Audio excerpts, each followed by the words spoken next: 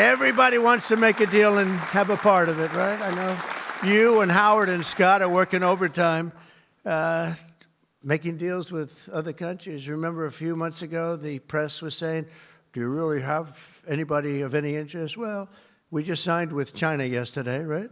Just signed with China. We have everybody. We're not going to make deals with everybody. Some we're just going to send them a letter, say, thank you very much. You're going to pay 25, 35, 45%. That's the easy way to do it. And my people don't want to do it that way. They want to do some of it, but they want to make more deals than I would do. But we're having some great deals. We have one coming up, maybe with India, very big one, where we're going to open up India. In the China deal, we're starting to open up China, things that never really could have happened. And the relationship with every country has been very good. Very simply, a phrase that's been used pretty well by me over the last 10 years, but maybe even before that, make America great again. Very simple, make America great again. When Joe Biden used to get up and say, we will stop this horrible MAGA. We're going to stop MAGA. We're going to fight it. We're going to. I said, Joe, loosen up. It's called Make America Great Again. It's okay. Remember that he got up so angry. He was so angry. He said, make America great again. We've done so well on the border. You know, last month, we had 0 people that crossed the border. 0. So we have a big number of dollars that's coming here because we want to keep it that way and we want to keep it fixed.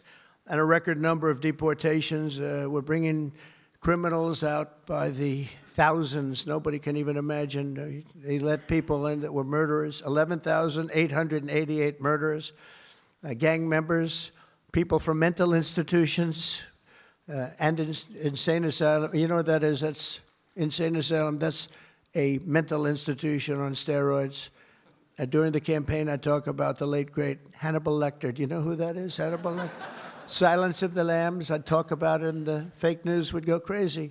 Why does he keep mentioning? Well, because we won in a landslide. That's why they don't want to have Hannibal in our midst.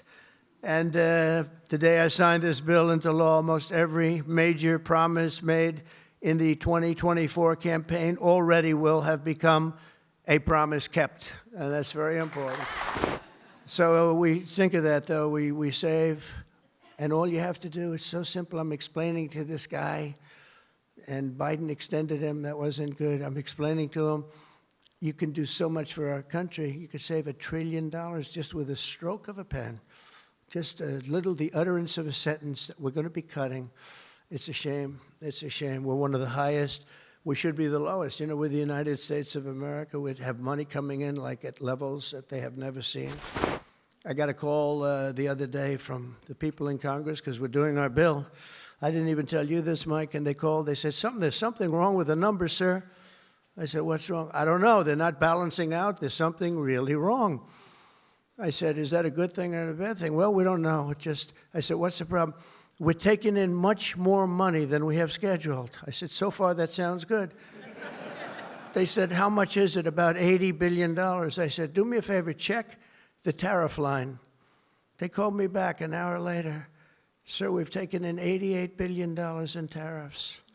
Isn't that a beautiful thing? $88 billion.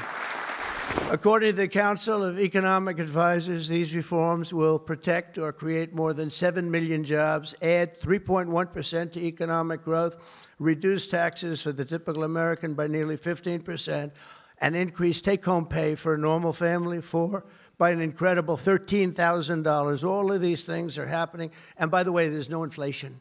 All of the numbers I gave you, all of the money that's coming in, and maybe more importantly than the billions of dollars we're taking in with tariffs is the fact that we've got hundreds of plants going up all over the United States that never would have been here. I was with Howard and Scott and Texas Instruments the other day, and the head of Texas Instruments, they're going to spend $60 billion in the United States.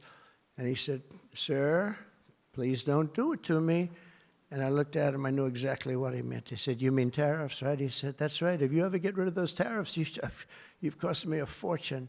They're all coming in because they don't want to pay the tariffs, and they're coming in at levels. And it only works for the United States because it doesn't work for other countries, but it works for us. We have a record investment. We have records and everything. And when these places open up, that's bigger than the 15 trillion that I'm talking about. You know, you don't see it right away. But bigger is the fact that they're all coming in, they're building their factories, the AI factories and the auto plants. We have auto plants that are closing up in other countries. I don't want to specifically name the countries, but you know who they are. And they're coming into the U.S. and they're opening up and building like nobody's ever seen anything like it. I don't call it a miracle. I call it, this should have been done 40 years ago. We would have never lost our auto. We lost 50% of our auto industry to China, Mexico, Canada, and various other countries. Should have never happened if you had a president that said, we're going to charge you tariffs. You're not going to build next to us. Send it in and take away our jobs. If you would have said 25, 50, or 100% tariff, not one company would have left.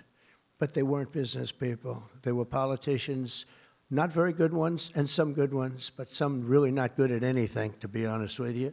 We're going to stop the largest tax hike, and we're going to do that in history. This would be, if the bill doesn't pass, there'll be a 68% tax increase. Think of that, 68%, which would be the largest in history by about 40 points. And we'll make the Trump tax cuts permanent, expand the child tax credit, and we will deliver no tax on tips, no tax on overtime, and no tax on Social Security for our great seniors.